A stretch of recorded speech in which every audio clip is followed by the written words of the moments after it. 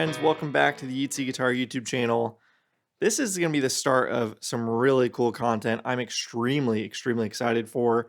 We have a 5e3 kit here, but this is not going to be your typical 5e3 video series. There's been lots of builds out there. I've got some really cool plans I'm very excited for, but to step one, obviously we've got to unbox it and we've got to build it. So who did this come from? This is from Amplified Parts. They sent me this in part thanks to you guys and the support you gave them through my code. They were excited to work with me, which is awesome. I've been using them for pretty much everything. You know, in fact, we look over here, filled with their mod brand caps. That's what I use for the vast majority. So you guys can see lots and lots of those. So I was doing that long before I reached out to them to see if we can do something together. And this was one of my goals, is do a kit with them. They've got a bunch of cool kits, but this obviously is fairly ubiquitous, the 5e3. And yeah, I just have some cool ideas, some Mythbusters content. You know, do resistors matter? We'll swap all the resistors with different types. Do caps matter? I've got vintage caps, modern caps. Let's see what happens. And then also, I want to tweak the circuit and not do the typical tweaks. I've got some other ideas harkening back to some vintage amp models that most people are not familiar with that are kind of based around a similar topology as the 5e3. So lots of cool stuff on the way, and this will likely be multiple videos. Check the timestamps to kind of jump ahead to where you want to go. But first and foremost, let's go ahead and unbox it and see what parts we got. And actually, let's look at the cabinet. So the cabinet looks really nice. This is the lacquered tweed option they offer. And you'll notice no speaker. We're going to dive into that later.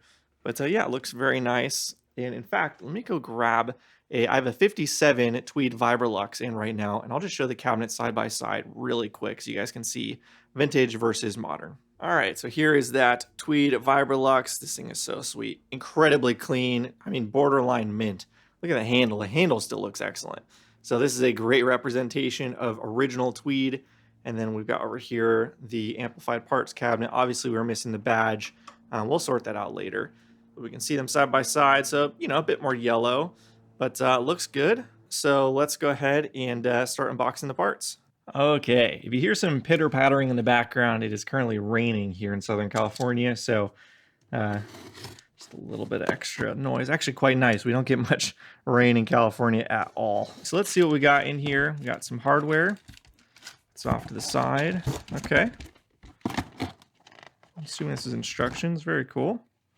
Oh wow, look at that. It even shows you, this is good information. I've actually got a very similar color code chart on my workbench just behind the camera as a good reminder. You get it burned in your memory eventually, but it's nice to be able to reference. Same thing with codes. In fact, this is something I always struggle with, the code side, you know, 222, 232, whatever else on disc caps. That's nice. Cool. It's got everything you need to know in here, which is awesome. Put that off to the side. And again, the plan is to, we'll install all of these original parts. We'll hear how it sounds. And then we're going to have fun with this, right? We're going to tweak it, compare, for example. I hope I have enough, but you know, some blue moldeds. Just swap all of the orange drops that I can with blue moldeds. Does that make a difference? We're going to play with it. It should be fun. And same thing with resistors. Carbon comp versus Vishay power metal film versus, you know, maybe carbon film. So let's see what else we got in here. This must be the chassis. Some JJs. I'm assuming these are the Apex matched pair. This is what I use almost exclusively as well. So Apex matched is one of Amplified Parts brands, and then 5Y3. So basically they take JJs and they make sure they're matched, which is great. They also do burn-ins. I don't know if these are burn-in Apex matched or not. I don't think they list them if they are burned in, but that's another nice thing they offer that I take advantage of personally whenever I buy tubes. If you don't know, most tubes, they'll show their issues kind of right off the rip. So if you do a burn-in, that kind of weeds out the potential problems. So eliminates some of those issues with customer amps or even my own amps. Sounds great at first, and then the tube dies, you know, once you get into hour 2.5 of the 3-hour gig, right? Locked and loaded. We got our tubes locked and loaded. We got our chassis, assorted hardware, backing board, the bulk of the parts continued, 3-prong, and that's all that makes a 5e3 other than the cabinet. So not a whole lot going on, pretty simple amps. So I'm excited. I've never actually done a kit before. I kind of just jumped headfirst in, you know, with my own vintage amps. My Vibrolux Reverb from '65 was really my first major project, excuse me. And yeah, I just dove in. So everyone, you know, told me initially, just get kits, get kits. So I'm excited to do this because, yeah, I've never done one before. So we're just gonna play with it and have a lot of fun here. And if you want to get your own kit and follow along, or you know, do your own mods or whatever else, Amplified Parts. I'll put a link in the description below, and some more information there with them. They've been really good to me and great when I was a customer as well. So still am a customer. Okay, with all the talking out of the way, let's dive into the build. So just looking at the pamphlet it comes with, this is really, really well done, really easy to follow, nice and detailed. Well, one thing to note, you know, they're showing really, this is a smart thing to do, of having the leads of the capacitors through the eyelet and kind of bending them over, crimping them over on the other side. Smart to do that. I'm not going to do that because I plan to replace most of the parts. Basically, we're going to be rebuilding. Basically, we're going to be rebuilding this amplifier multiple times over. So I'm not going to bother with doing the extra strong connections. But it is a good idea if you have the ability to do so, like a fresh kit where you can actually do that. You know, in vintage amp you're restoring, you can't really do that. You have to remove a bunch of stuff. But yeah, this thing looks excellent. Now they show you photos of it completed as well. That's nice. Whoever built the reference did a great job. It looks really good. Awesome. I'm so excited for this. This is going to be really fun. And yeah, I don't have a 5E3 in the collection.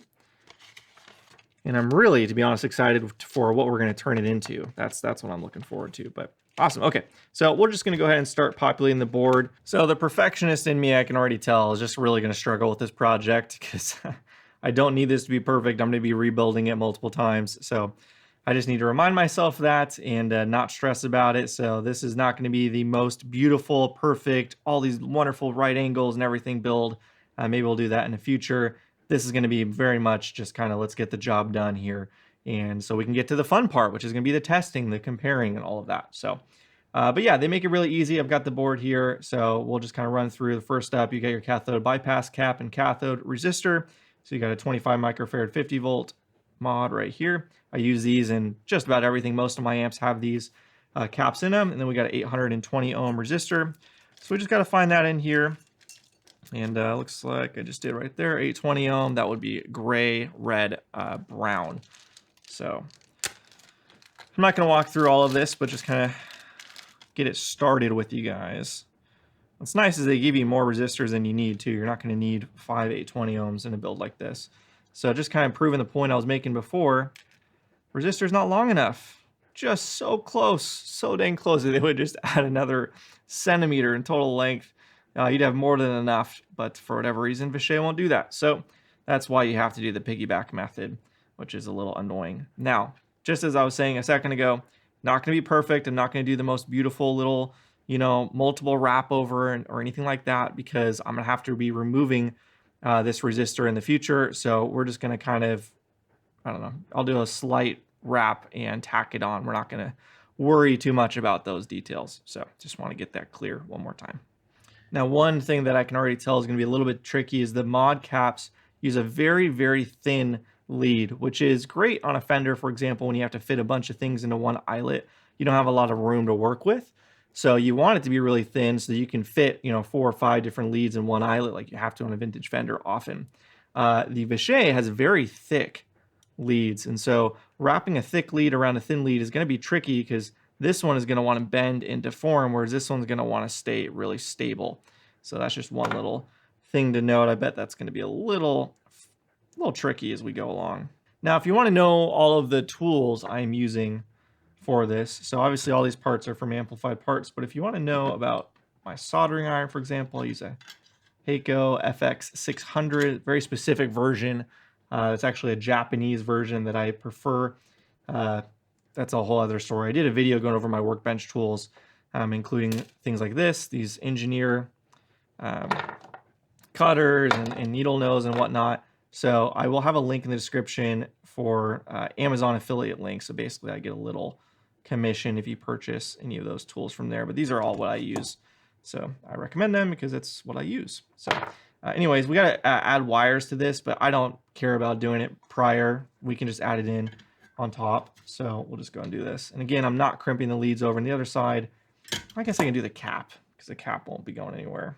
Now, again, I would have all of the tolerance bands facing the same direction. I would do it, follow the vintage correct way, all of that if this build was going to be just a one and done. But last time I'll reiterate that. Let's continue on. So we'll add wires later. I'll do that probably last. Let's just get everything on the board.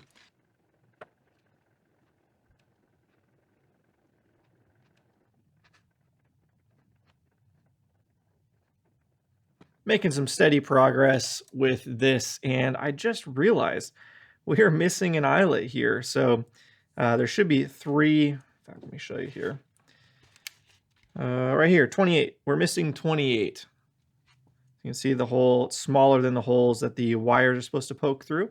That's because there should be an eyelet there. So mistakes happen. That's okay. Sometimes stuff happens. So I will have to reach out to Amplified Parts and have them, I guess, ship me another one of these that you can just pop in. I'm not really sure. I've never done it before, but regardless, we'll follow up with them and get that taken care of. In the meantime, I'll just hook everything else up. I'm just kind of doing this a little bit the wrong way. Really should be doing the wires with it all. I'm going to make it probably a pain for me later, but I just don't want to have wires hanging off everywhere while I'm doing this. So anyways, that's the latest. All right, I got the staking tool in, so I was able to install the missing eyelets as well as a few cheeky additional eyelets. More on those later on. We'll get to that eventually. That goes into the mod series and some cool ideas I have in mind. So just kind of laying the groundwork for that. But for now, we've got the circuit built out basically. So I'm just going to go ahead for fun and add solder from the underside now that all the connections are done, and get kind of the dome. So you can see right here, I just did it to this one. Focus, there you go. So does that look familiar to you? Because that should. That's kind of the look you get on vintage fenders. They all have that dome look. That was not done from doing soldering on top. It was actually done from doing solder beneath and letting gravity pull it down. So we're going to do that real quick to the rest. It's just, I've just always wanted to do this, and it's a rare opportunity to do it. Like I said, all of this stuff is going to be ripped out as we go along through the process, so I'm not too precious about any of the install here, but for now, I'll just go ahead and breeze through this real quick with our nice little domes for fun, little fender homage, and then yeah, we'll get to the rest of the install. All right, next step, let's finally take the chassis out of its protective casing. Let's get to work. Start doing the transformers. Start getting this in there as well. You can see it's such a tight fit on tweeds. They're always a little tricky to work on.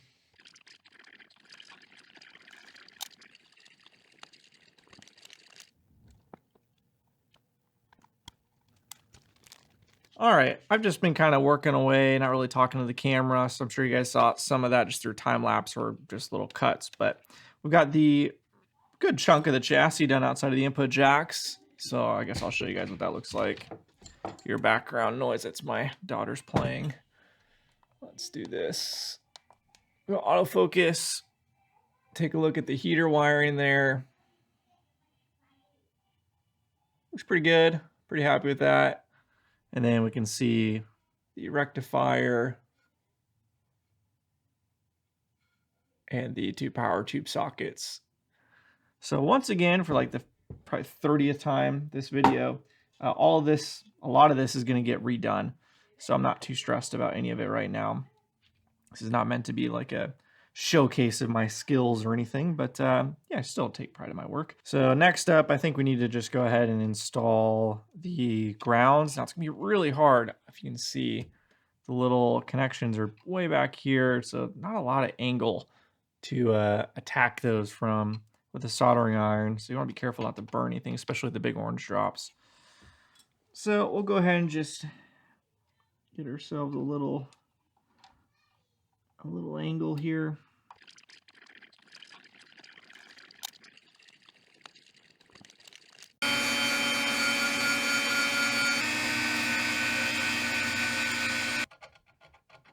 There you go. You can kind of see it. So I kind of sanded off the finish, the nickel plating, and then scored it. So now we can go ahead and take the soldering iron, and we're just going to get the initial kind of blobs of solder going, and then we'll get the wires situated in a sec. HT center tap. The other one would be the earth connection for the 3-prong, which we have not installed yet, but we will once we have this in. Okay, so here you guys can hopefully see it, if it'll focus. There it goes. So there's the HT center tap connected directly to chassis. Now I'll clean it up a bit more when I'm done with the other one, but what the kit wants you to do is run this to the standby switch, and the other standby would go to ground. So basically interrupting the HT feed, and because it's not going, the center tap's not going to ground. So I don't want that. I don't really want a standby switch. So I'm just leaving it unconnected, and then I may use this for a future mod or something down the line, but I'm just going to leave it inert for right now. So that's what that is. And then obviously that will be for the 3-prong. So now we can go ahead and get our 3-prong cord out and get that all prepped and ready to go. I don't know. I can't tell if it's focused for you guys or not, but there you go. There's our HT center tap. Oh, and if you're wondering, I'm not sure if I showed this or not. So I've got the heater center tap right here, the green and yellow stripe. That's heat shrunk out of the way because I added artificial center tap there using the pin 1, which is unused in this current setup, and then just grounding that and then using 100 ohm resistors from each of the filament wires. So there's that for you guys. Okay, it's a bit precarious trying to show you guys kind of what you need to see, as well as me being able to see what I need to see here. So forgive the slightly awkward angle of the chassis. So I don't have any power tubes in it. We got the rectifier in it though. We'll go ahead and fire it up, connect it to the variac and the current limiter, see if we got any catastrophic issues right off the rip, and then we'll slowly add in some power tubes. So let's go ahead and turn it on. First fire up. We got light, which is good. So I'll do a couple quick checks. We can see plate voltage 408.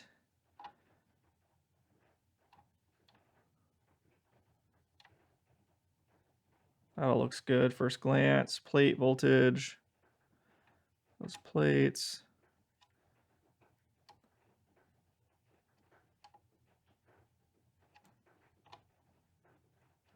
Cool. Okay, everything looks good to me first glance. Let's go ahead and grab the power tubes. Nice set of Apex matched JJ 6v6S's. This is funny. The past several JJ 6v6S's I've had have been crooked like this. Do you see that? I don't know if you can tell. I can't really tell on camera, but the whole thing is like tilted like this. So we're expecting to bias perfectly, right? Because cathode biased. They already picked the value. I obviously plugged in the current limiter, so we're just gonna make sure there's nothing crazy on the current limiter before taking it off and then checking the bias and all that fun stuff. Okay, I can confirm we have output, and the current limiter is showing no problems. So go ahead and turn it off. Plug it directly into the variac. Give her the full 121 from the wall. Let her rip.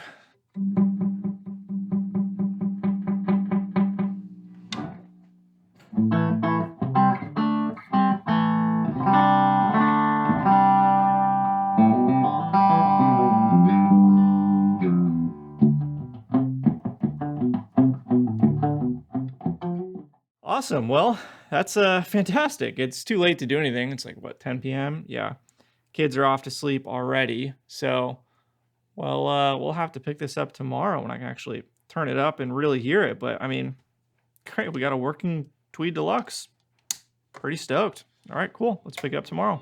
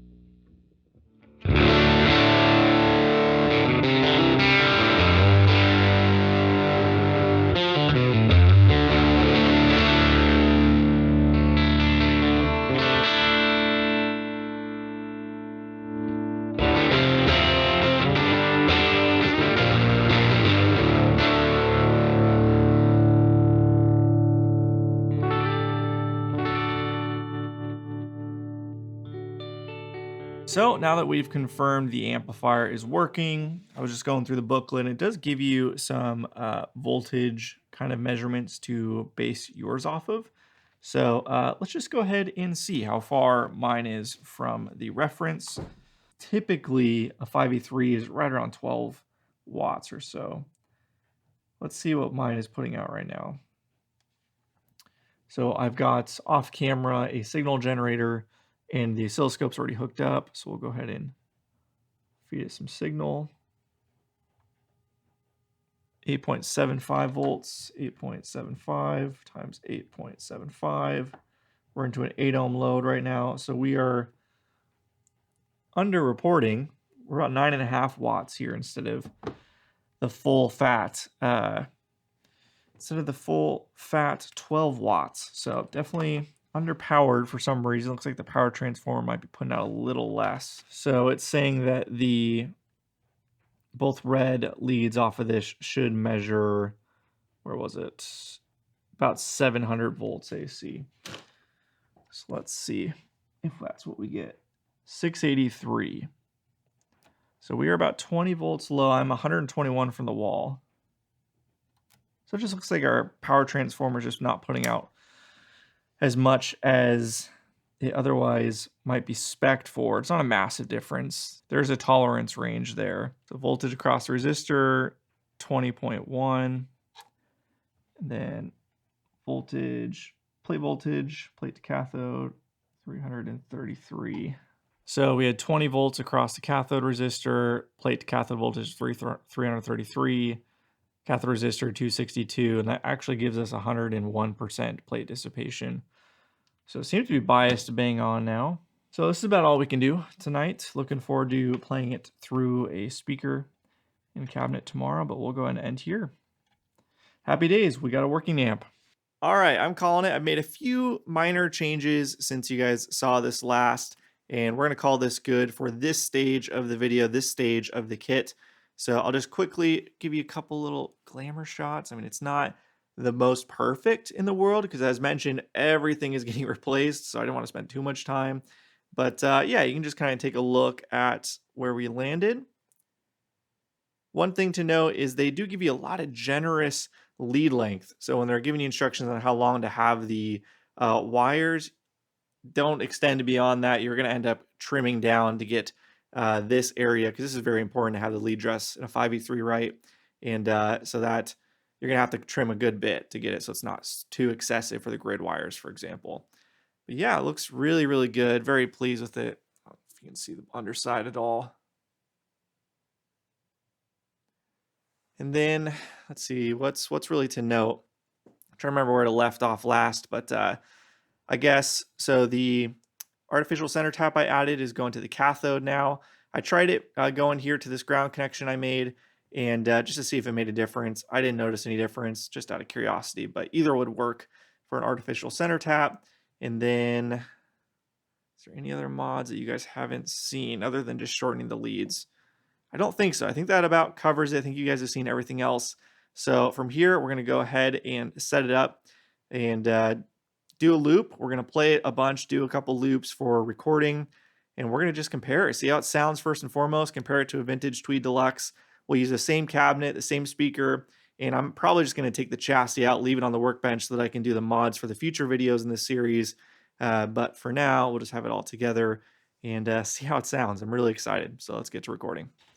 Okay, it's about that time, but before we get to the playing, I want to run through the setup so you guys understand how we got this kind of dialed in, and it's going to be the same for all of the videos in this series. It's really geared towards ABC comparisons. So let me run through it really quick, then we'll get to the playing. So we've got the cabinet and the Celestion 100 speaker here. Microphone-wise, we got a ribbon mic and an SM7. Up close for the room sound, you'll hear my phone and the camera mic panned, so you get kind of a nice room sound in addition to the detail of the close mic. Now this video, you guys have a treat. Shout out to Bill. He, a customer of mine, lent me his 5E3 Deluxe. So we have a vintage, actual vintage 5E3 compared to the kit. Now I'm going to be running the vintage amplifier into this cabinet and speaker setup as well, using the same exact speaker cable. So that will be a constant. In addition, I'm going to take the JJ power tubes from the kit and put them in the vintage amp. So the only thing we'll be hearing is the vintage components, the vintage transformers versus what comes in the amplified parts kit. Everything else will be the same. The playing will also be the same because I'm going to play into a looper pedal. So I'll do the take and then I'll have it loop and then I'll run that same loop into the other setup. So in the future videos, when we're changing parts in the amplifier and doing comparisons, it'll be the same thing. We'll be using the same loops through the entire series. I did like 6 or 7 of them. So there's a lot to choose from. I might not put them all in this video, but they were all shot at the same time. I think that about covers it. So again, I've tried to make sure all of the variables are accounted for to make it as good of an A/B comparison as physically possible. Hopefully it comes together in the edit, but I think it's going to be great. So let's get to the playing.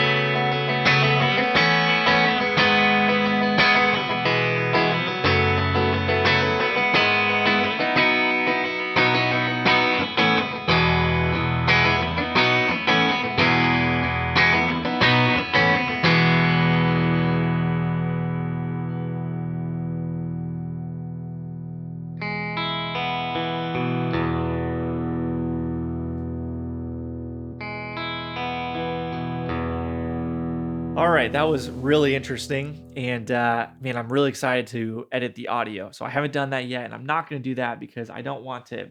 Usually don't like to give my impressions too much in these sort of videos because I don't want to influence what you guys hear.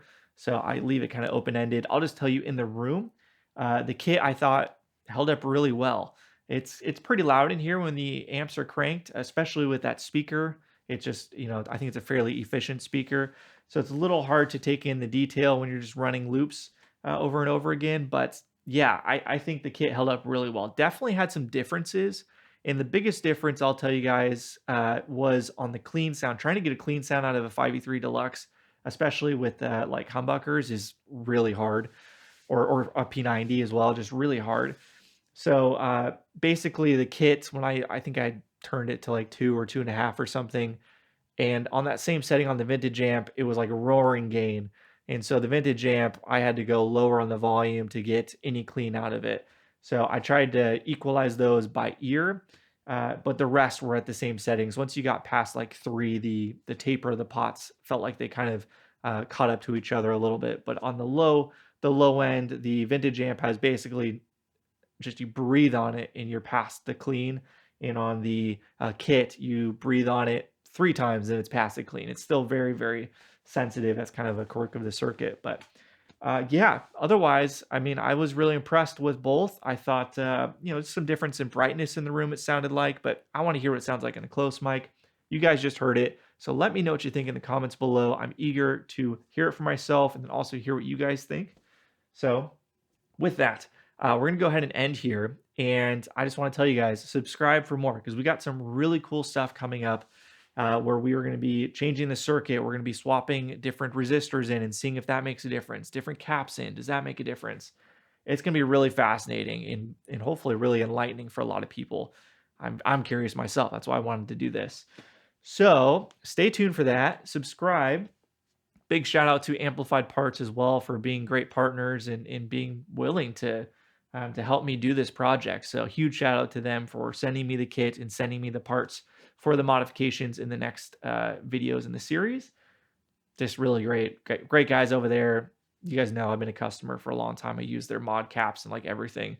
So yeah, just really, really good company and stoked to be able to do this. So stay tuned, subscribe for more. Let me know what you think in the comments below. And until next time, see ya.